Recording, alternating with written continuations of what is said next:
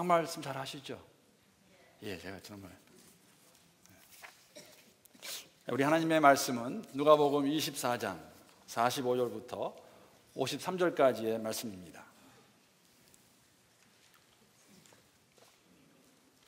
우리 함께 교독하도록 하겠습니다. 제가 45절 말씀 먼저 읽겠습니다.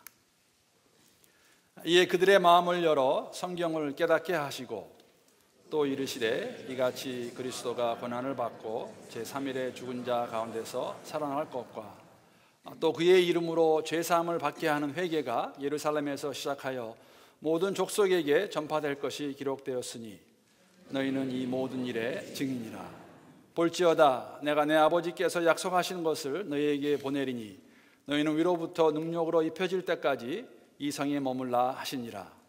예수께서 그들을 데리고 베다니 앞까지 나가사 손을 들어 그들에게 축복하시더니 축복하실 때에 그들을 떠나 하늘로 올려주시니 그들이 그에게 경배하고 큰 기쁨으로 예루살렘에 돌아가 함께 읽겠습니다. 늘 성전에서 하나님을 찬송하니라.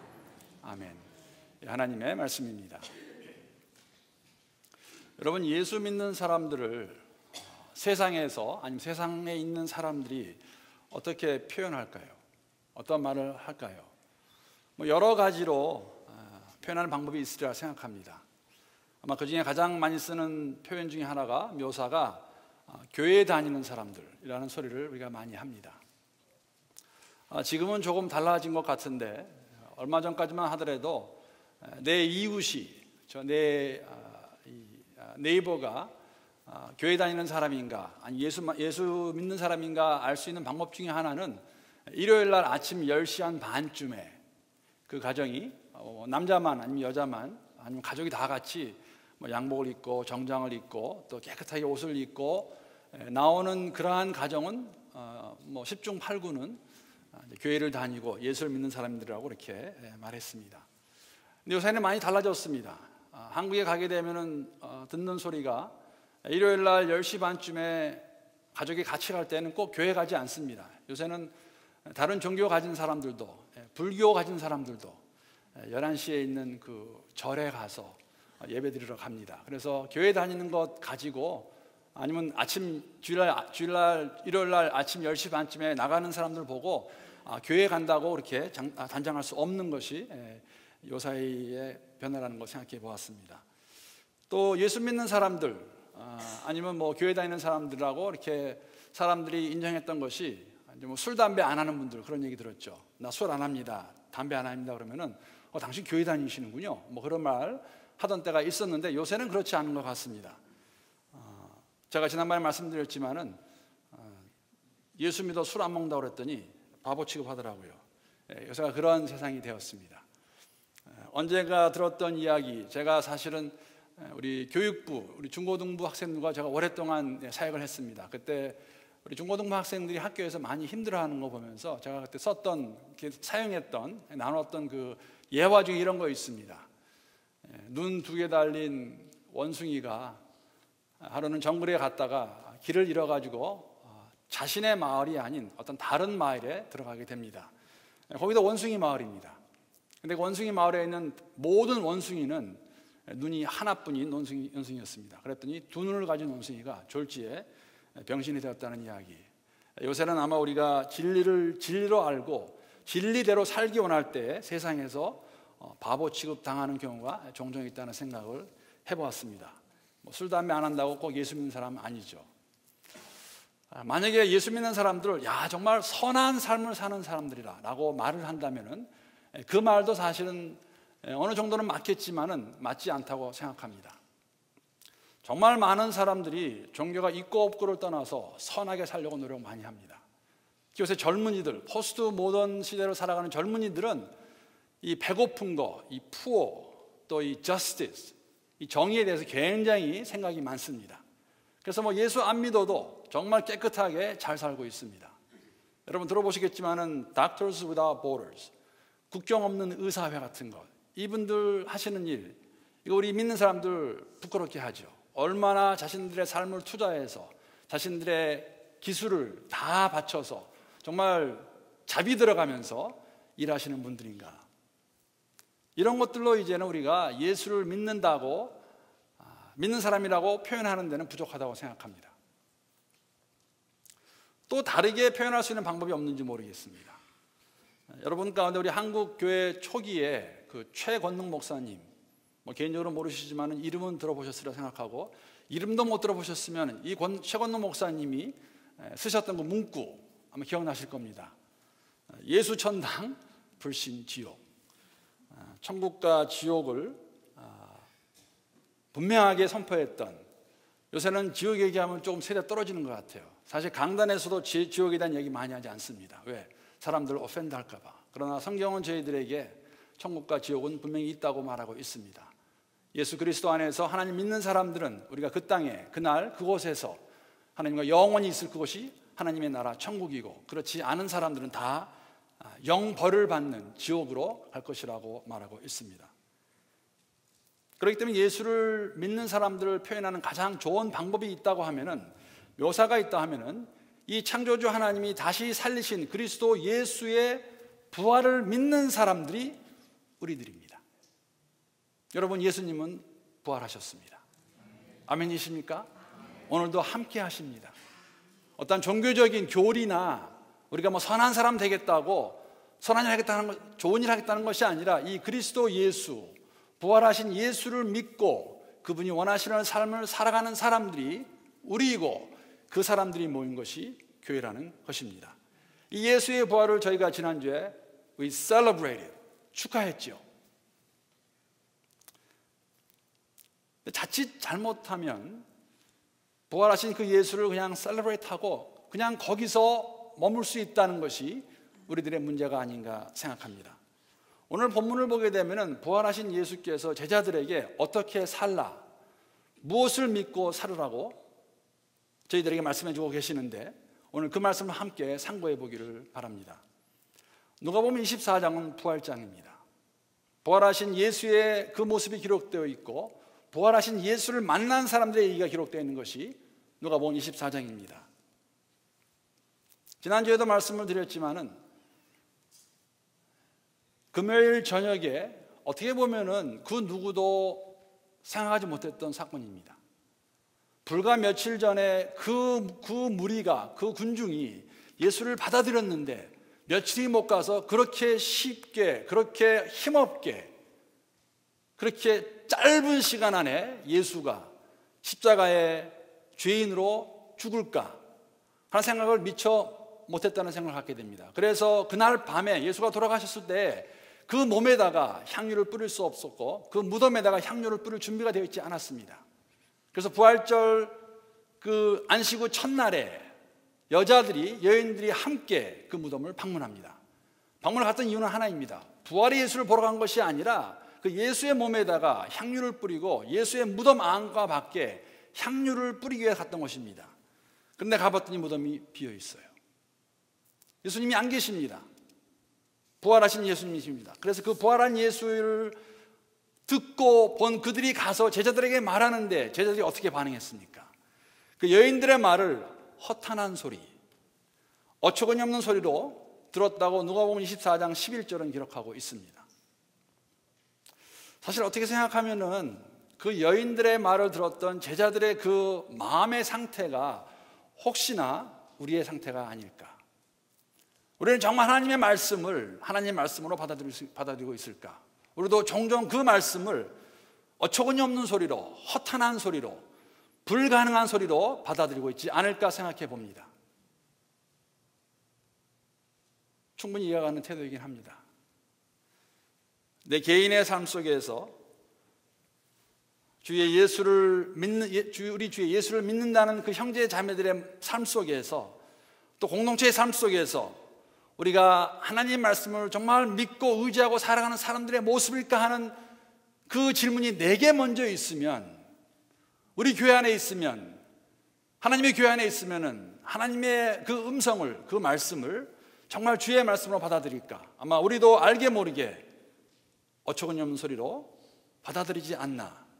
그 말씀이 이루어지지 않을 거라고 믿는 사람들은 하나님의 말씀을 허탄한 소리, 어처구니 없는 소리로 받아들인다고 말할 수 있을 것입니다. 그 말씀을 믿고 싶어도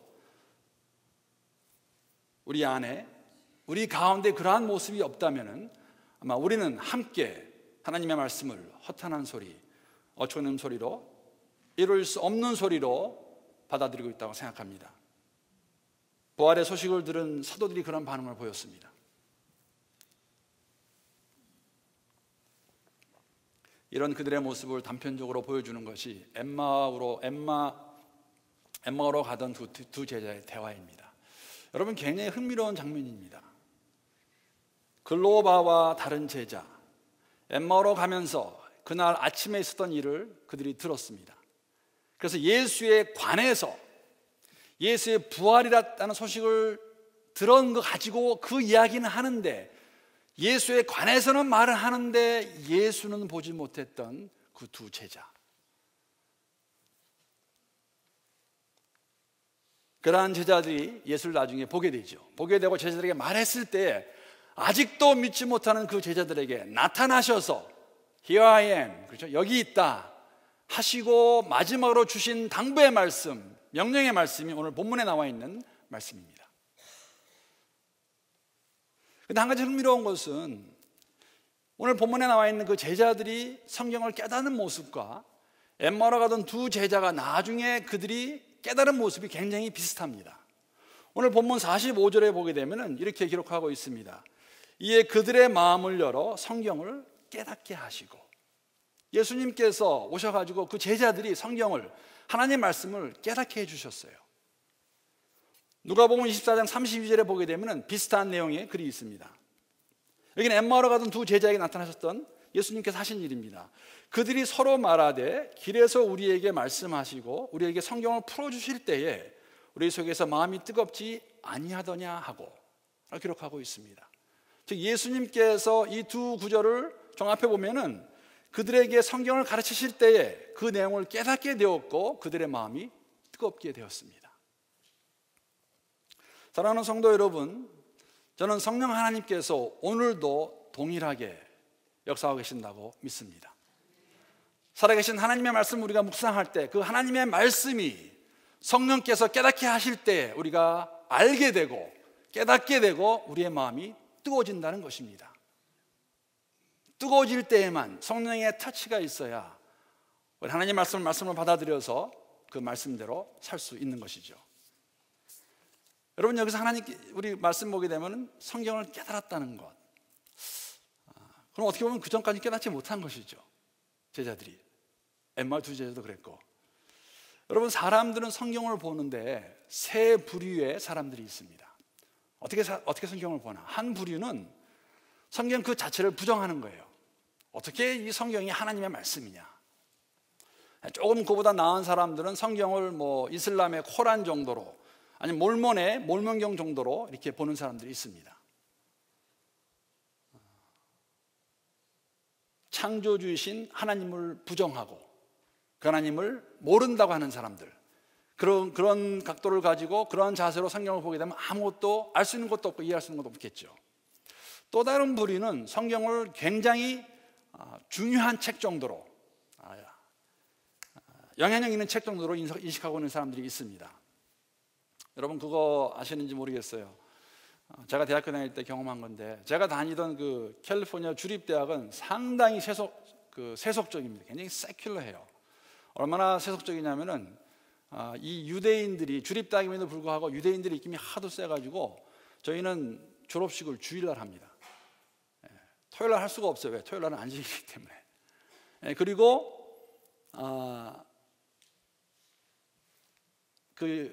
너무너무 학교가 이렇게 세속화돼가지고 제가 벌써 다닐 때만 하더라도 정말 학교가 이럴 수 있을까 하는 생각이 있었습니다. 그런데 그 대학에 성경 과목이 있어요. 성경 과목은 그 Bible as English Literature, 그렇죠? 그러니까 이 성경을 그 영문학의 한 그 선택 과목으로 해가지고 공부하게 합니다. 왜냐하면 사실 영어가 발전하는데 처음 라틴어를 영어로 번역했던 그 킹 제임스 그 성경책이 그 기여를 많이 했어요. 그래서 성경을 그냥 아주 그 영문학의 귀한 중요한 책으로 보는 정도의 사람들이 있습니다. 그런가 하면은 또 다른 부류는 지금 말씀드린 것 같이 성경을 살아계신 하나님의 말씀으로 받아들이는 것, 하나님께서 하신 말씀이라고 받아들이는 우리들이 있다는 것이죠. 이 무리는, 이러한 사람들은 예수의 부활을 믿고 부활의 삶을 살고 있는 사람들입니다. 우리에게 주는 질문은 뭐냐면, 우리가 만약에 그런 삶을 살고 있다면 어떻게 알 수 있을까? 여러 가지 방법이 있을 수 있겠지만 오늘 본문은 간단하게 한 줄로 저희들에게 말씀해 줍니다. 뭐라고 그러냐면 48절에 보게 되면 너희는 이 모든 일의 증인이라.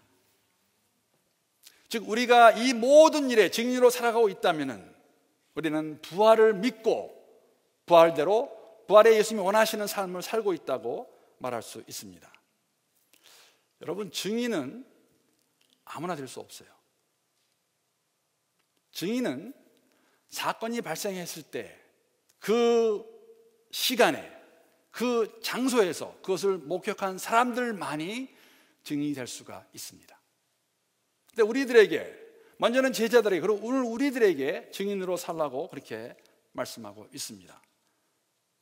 제자들은 보았으니까 증인으로 산다고 하지만 여러분과 저는 어떻게 증인으로 살 수 있겠습니까? 성령 하나님께서 은혜를 주셔서 우리가 예수를 통해 하나님과의 인격적인 만남이 있는 사람들은 예수의 부활을 경험한 사람이라고 말할 수 있는 것입니다.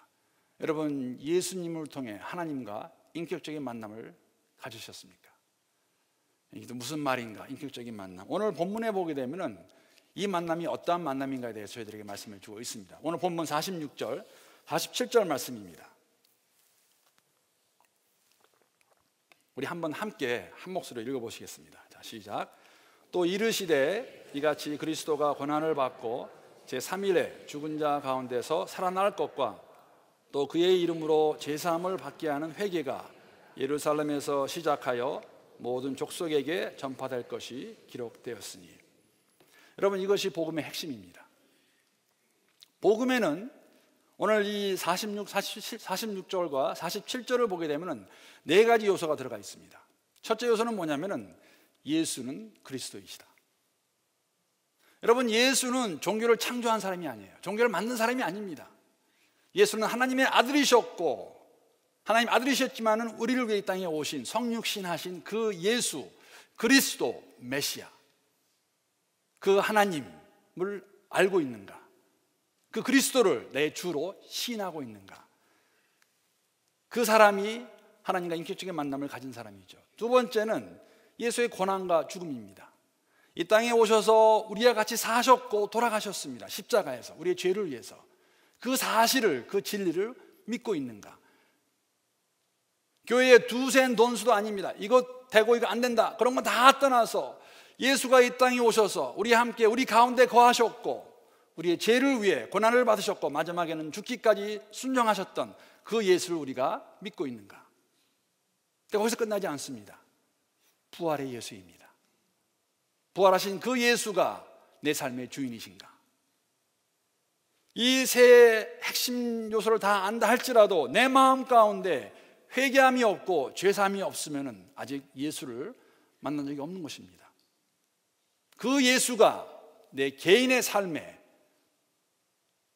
구세주인가? 그리할 때만이 우리가 나는 하나님과의 인격적인 만남이 있었다, 그리고 지금도 있고, 그렇기 때문에 내가 증인으로 살 수 있다는 것을 고백할 수 있고, 그것을 내 고백으로만 끝나는 것이 아니라 주위에 있는 사람들도, 교회도 그것을 보고 인정할 수 있고 감사할 수 있는 것이죠. 여러분과 저는 증인으로 살고 있는지요? 그보다 먼저 여러분과 저는 정말 하나님과의 깊은 교제가 있는, 하나님을 만난 경험이 있고 깊은 교제 가운데 살아가고 있는지, 다시 한번 우리 모두에게 이 질문을 던집니다. 여러분, 왜냐하면은 여러분 알고 계실 거예요. 요한 웨슬리가 언제 어떻게 예수를 만나게 되었나? 그 이야기 알고 계시죠? 요한 웨슬리는 지금 우리가 알고 있는 감리교를 시작하신 분이요, 얼떨결에 어떻게 보면은 뭐 하려고 했던 건 아니었습니다. 그분 이야기를 들어보면은 요한 웨슬리 목사님은 1703년에 영국에서, 그때 영국의 국교였던 성공회 목사였던 아버지의 아들로 태어났습니다. 그 아버지 이름이 사무엘 웨슬리입니다. 옥스퍼드 대학에서 공부하셨고 나이 32에 1735년입니다. 아직 미국이 독립하기 전이에요. 미국 조지아주에 선교사로 가게 됩니다. 선교사로 왔던 그가 2년 만에 실패하고 본국으로 돌아갑니다. 나중에 보게 되면 실패했던 이유 중에 하나가 자신의 믿음에 대한 확신이 없었어요. 근데 그것을 어떻게 표현하냐면은, 그렇게 해서 2년 만에 영국에 돌아와 시리에 빠져있던 그 요한 웨슬리 목사님이 하루는 그 얼더스 게이시라는 그 스트리트에 있는 그 모라비안 교회라고 있습니다. 모라비안 교회. 모라비안 교회는 역사를 보게 되면 딘센돌프라는 청지자가 시작했던 정말 약 100년간 자그마한 민족의 교회입니다. 100년간 다른 거 기도하지 않고 세계 복음을 위해서 기도하던 그 자그마한 교회, 민족입니다.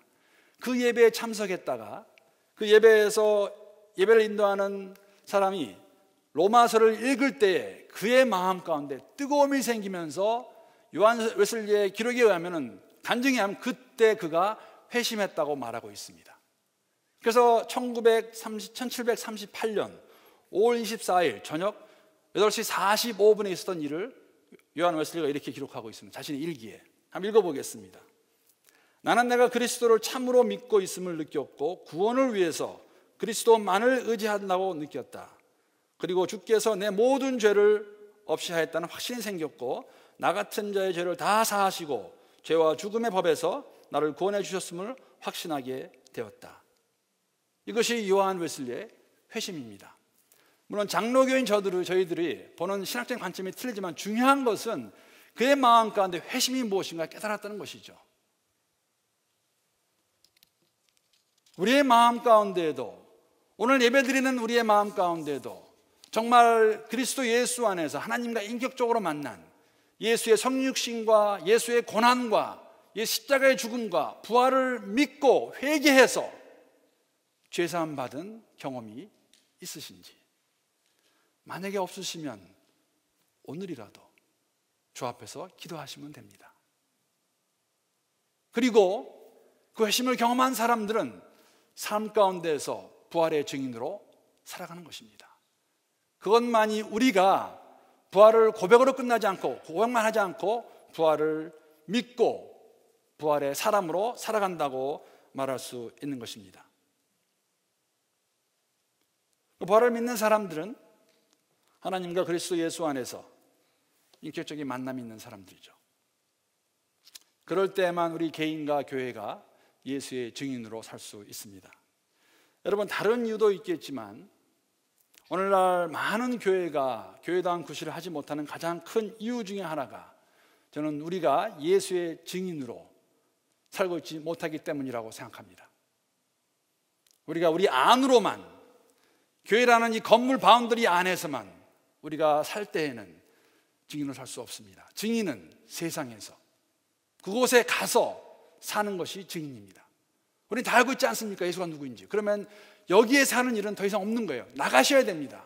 나가서 그리스도를 선포해야 됩니다. 수많은 지역교회가 그 안에서 만약에 키재기하고 힘겨루게 하고 있다면 분명히 잘못된 것입니다. 예수님께서 우리를 구원하신 목적은 그것이 아닙니다.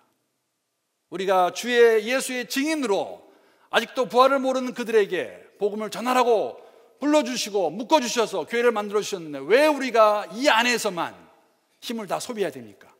아닙니다. 나가야 됩니다. 바운더리를 넘어서 세상으로 들어가서 증인으로 살아야 됩니다. 여러분, 이스라엘에 가시게 되면 큰 알려지는 바다가 두 개 있어요. 갈릴리 바다와 사해 바다. 사실 갈릴리 바다는 아닙니다. 호수예요. 근데 크다 보니까. 근데 사실은 갈릴리 바다를 미시간 호수에 비교하면 정말 조그만데, 근데 갈릴리 바다라고 부르고 있습니다. 근데 갈릴리 바다이고 바다로 불리고 작지만 그 갈릴리 바다는 살아있는 물이에요. 물이 빠져나가기 때문에. 그러나 아시겠지만 그 갈릴리 바다의 호수의 물이 흘러서 어디에 가서 멈춥니까? 사해에 가서 멈춥니다. 사해는 죽은 바다입니다. 왜? 그 안에서 그대로 있기 때문에. 여러분, 교회 똑같습니다. 우리끼리만 안에서 그냥 뭉쳐 있으면 교회는 죽습니다. 왜? 예수님의 말씀이 증인이라고 말씀하셨어요. 증인은 나가서 예수가 누구인가, 예수의 성육신과 고난과 십자가와 부활을 전하는 것이 증인들이고, 그 증인이 모이는 것이 교회이고, 교회의 할 일은 바로 그것이라는 것입니다. 여러분, 근데 오늘 본문에 한 가지 흥미로운 것이 있습니다. 51절과 52절 사이에 자그마한 사건이 하나 있었어요. 본문에 기록되어 있지 않지만은 누가가 기록한 사도행전에 가게 되면 그 사이에 있었던 일을 잘 기록하고 있습니다. 사도행전 1장 8절에서 11절 말씀 함께 보시겠습니다.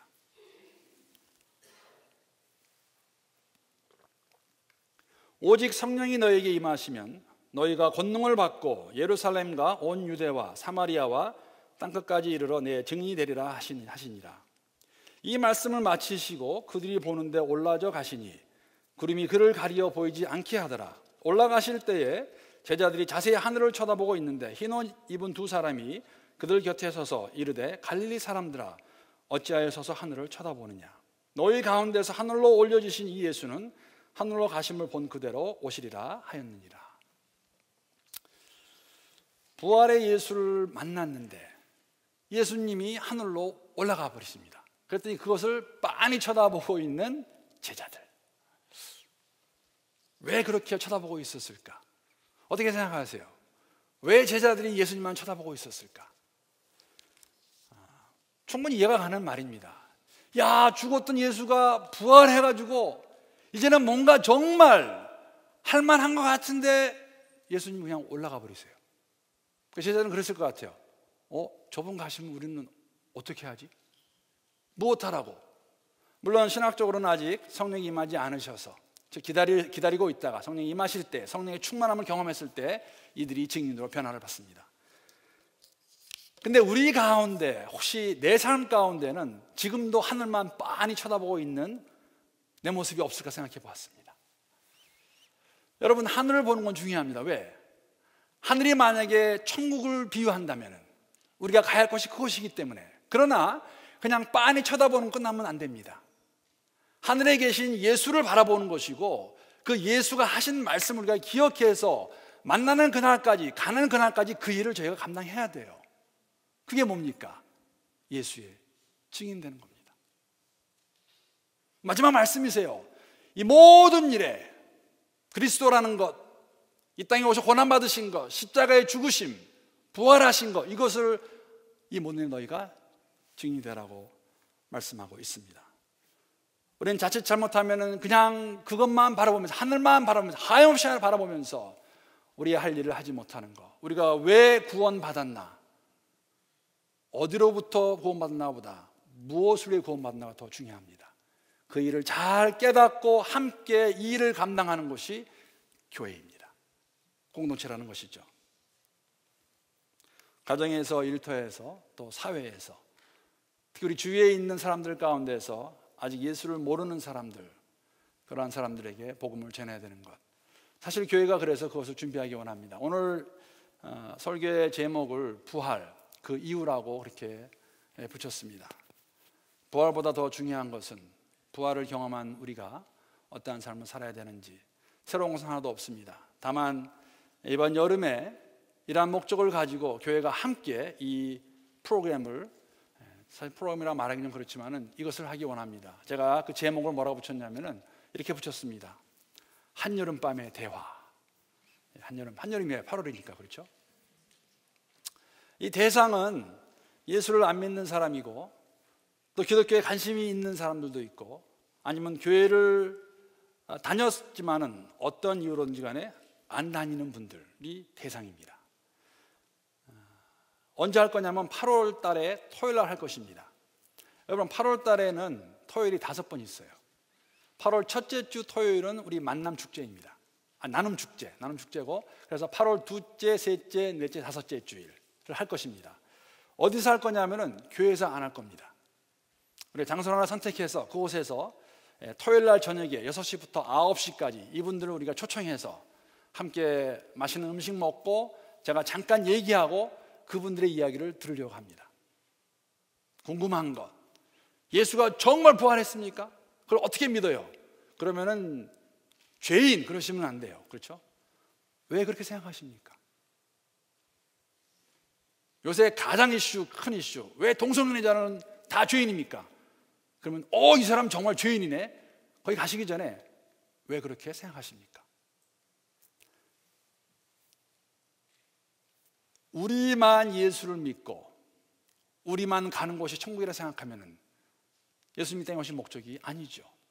모든 사람이 예수의 복음을 듣고 하나님을 알기 원하는데 우리가 할 수 있는 것이 무엇이 있을까? 그들에게 도움을 주고 그들이 우리를 만났을 때 우리 정말 이상한 사람 아니구나 라고 보여줄 수 있는, 그래서 40명 즉 20명 봉사자와 20명 대상자를 함께 기도할 것입니다. 여러분, 이러한 것들이 교회가 할 수 있는 일입니다. 예수 안 믿는 사람들에게, 교회 때문에 힘들어하는 사람들에게 우리가 해야 할 일들을 감당하는 것, 우리가 개인적으로는 삶 가운데서 어디에 있든지 예수의 증인으로 살아갈 수 있는 우리 모두가 될 수 있기를 기도합니다. 여러분, 제가 잘 아시는 예화 하나 나누고 말씀을 마치겠습니다. 여러분, 개구리 죽이는 방법 아시죠? 그냥 이렇게 죽이는 게 아니라 개구리를 끓는 물에 어떻게 죽일 수 있을까? 그거 다 들어보셨잖아요. 그렇죠? 개구리를 그냥 처음부터 뜨거운 물에다 확 집어넣으면 튀어나옵니다. 아주 차가운 물에다 집어넣어도 튀어나옵니다. 그러나 미지근한 물에다가 개구리를 집어넣고 불을 살살 높이면 개구리가 죽는데 그냥 안 죽어요. 좋아서 죽습니다. 따뜻해. 참 좋다. 그러다가 나중에 보면은 죽어 있어요. 여러분, 교회가 저는 동일할 수 있다고 생각합니다. 분명한 목적을 잃게 되면은 그냥 우리는 우리끼리 여기가 좋습니다, 더 크게, 더 아름답게 하다가 우리도 모르는 사이에 죽어버릴 수 있어요. 부활의 예수가 우리에게 말씀하십니다. 이 모든 일에 내 증인이 되라. 그럼 우리의 목표는 바로 그것이에요. 다른 거 아닙니다. 그 일을 위해서 이 부활의 예수를 증거하고 그의 증인으로 살아가는, 그래서 그날에 정말 칭찬받는 우리 모든 성도님들과 교회가 될 수 있기를 주님의 이름으로 축복합니다. 기도하시겠습니다. 하나님, 감사합니다. 오늘도 살아 역사하시는 주의 음성을 듣게 하시며 주께서 원하시는 삶이 어떠한 삶인지 다시 한번 저희들이 상고해 보았습니다. 성령 하나님께서 우리 모두에게 깨달음을 주시고 주께서 원하시는 그 음성만을 기억하는 가운데 주님이 원하시는, 기뻐하시는 공동체를 만들어가며 우리 개인과 교회가 함께 증인으로 살아갈 수 있는 우리 모두가 될 수 있도록 하나님 능력을 다하여 주시옵소서. 예수님의 이름으로 기도